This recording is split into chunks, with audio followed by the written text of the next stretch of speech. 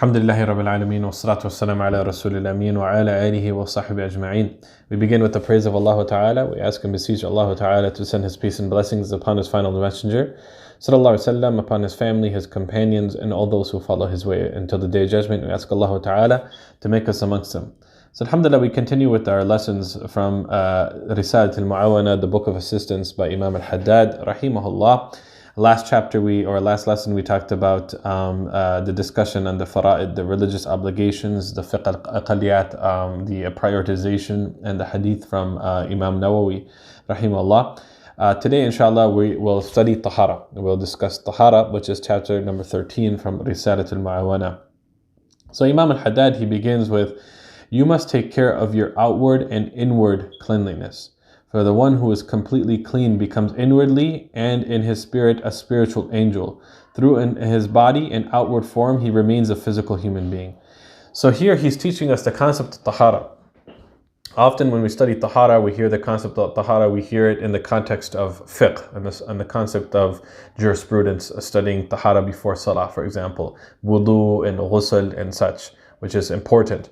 What he's teaching us here is that the tahara is understood in our deen is not just an outward practice. Being clean physically is one component. It's a critical component. It's important, but it's only one component. We can't neglect the inward tahara, the purification of ourselves, essentially. And when you work on the purification of your soul, then you can become like the malaika, become like the angels. He says, as for the outward, and we can take it a step forward. And this is one of the things, my teacher mentions, Imam Yusuf Rios, and I think is beautiful. Tahara is not just an outward physical tahara, purification and cleanliness. It's also an inward tahara, but also we can take it to the next level. We talk about social tahara. It's a tahara that involves the purification of society. That's something that we must consider and we must also participate in. This is something that should be part of our worldview as well, that as Muslimin, as those who are the inheritors of the prophetic mission, we have a responsibility for bringing purification to the moral impurities in the world. And nothing more immoral than disbelief. And so that comes through a process of education and calling those to the way of Allah subhanahu wa ta'ala and modeling purity through our own behavior and morality and adab and actions. And so Imam al-Haddad, rahimahullah, he says, as for outward cleanliness, this depends on avoiding transgressions and keeping to obedience. The one who adorns his outward with perseverance in good works, and his inward with taking it on praiseworthy attributes, has completed his cleanliness. So tahara means, in the context of what Imam al-Haddad is saying, is tahara outwardly means we should purify our action and our behaviors. And tahara inwardly means we should purify the attributes and characteristics that we have internally.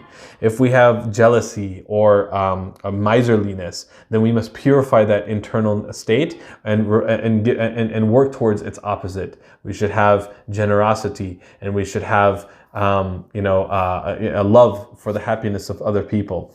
And then he goes into some of the things that regarding purification from a physical perspective. First and foremost, there's certain things that our religion, necessitates as far as defining physical purity of the body. That includes removing of pubic hair and the removing and the shaving of the armpit, removing hair from the armpits. This is for men and women both. And clipping the mustache, so trimming the mustache, making sure it doesn't overlap the lips, and removing fingernails. This is part of the physical tahara that Islam teaches us. And then on top of that, we should have good dental hygiene. We know that the sunnah of the Prophet ﷺ would be to use the siwak, use the miswak. The Prophet ﷺ used to use oil in his hair, right? He used to comb his beard and clean the hair, and he used to use kuhl on his eyes for eye health. And so these are things that are principles within our religion that encourage us to beautify ourselves and to clean ourselves and to be proper and be representative, and being clean people on a physical perspective. He says it's good for men to use perfume which is strong in scent. So men, it's without color, whereas women, they can use scent that is with color. So i.e. henna. Henna has like a smell to it, and at least historically, it was used for perfuming for women too. That's permissible for women, and for men, they have more of a stronger scent, like oud and atar and those type of things. For women, is discouraged for them. I don't want to give a legal ruling or anything of that nature for them to use strong scents with regards to their perfume.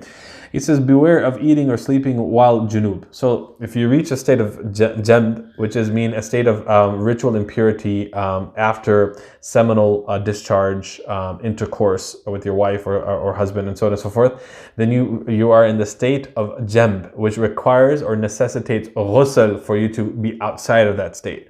So he's saying, listen, there are certain things that's not proper for us to perform while we are in that state. Of those things, we should not really eat or sleep while in that state without at least cleaning ourselves, meaning the parts that may have been unclean as a result of the action, and making wudu. So you can be in the state of jamb, meaning you have had a seminal discharge or intercourse, and you had to make ghusl. You can eat and drink and those things is halal, but he says the adab is to clean yourself, making sure you're removed of any semen or those type of things, and then you should make wudu before you eat or even before you sleep. This was the practice of the Prophet Muhammad sallallahu alaihi wasallam.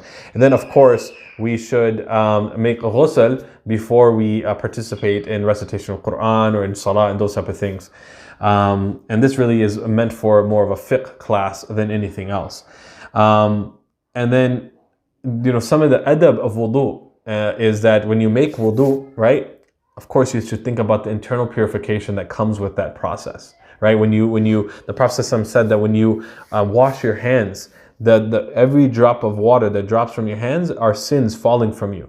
So we should imagine the sins that we committed with our hands, with our eyes, with our mouths, with our ears, right? Different things that we've done. It allows us for the spiritual purification or the quote-unquote internal purification while we are performing physical purification as well. After the wudu, after that internal process that you have as well, you should make it a regular practice of praying 2 rakat of voluntary salah. This is sunnah.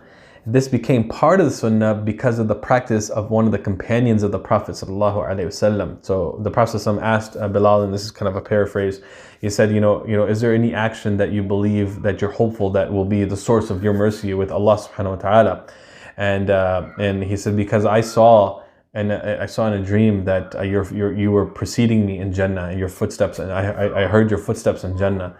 So Bilal said, I'm most hopeful that every time I make wudu, that after I make the wudu, I pray 2 rakat of voluntary prayer, nafil prayer. And so because of that, the Prophet ﷺ was pleased with that action of Bilal radiallahu anhu, and it was an indication that he will be rewarded in Jannah because of that. And so because of the action actually of the Sahabi and the approval of the Prophet ﷺ, it became part of the Sunnah. So Imam al-Haddad is recommending that we make that as a habit as well. And then on top of that, he finishes with this, and this is what, inshallah, there's so much more from the chapter that you can take.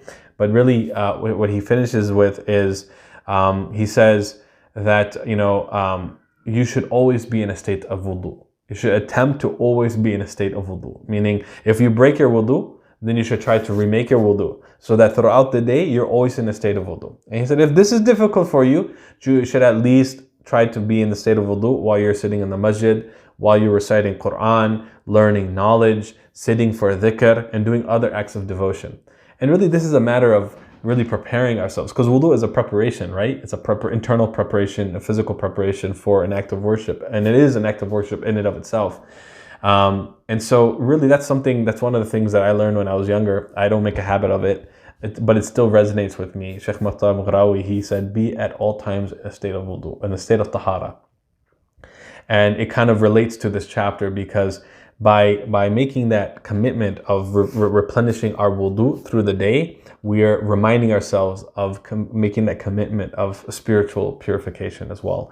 And so if we're in a state of wudu and we've made a commitment to that, hopefully, inshallah, it'll be a reminder to us and put us in a state where we are always spiritually in a state of purification, or internally in a state of purification. May Allah Ta'ala purify us. May Allah Ta'ala purify our families and our societies and our communities and our nations. May Allah Ta'ala ta'ala make us amongst those who are pleased, that He's pleased with, and we are pleased with Him. Wa sallallahu ala nabiyyina Muhammad wa barik wa sallam. Assalamu alaikum.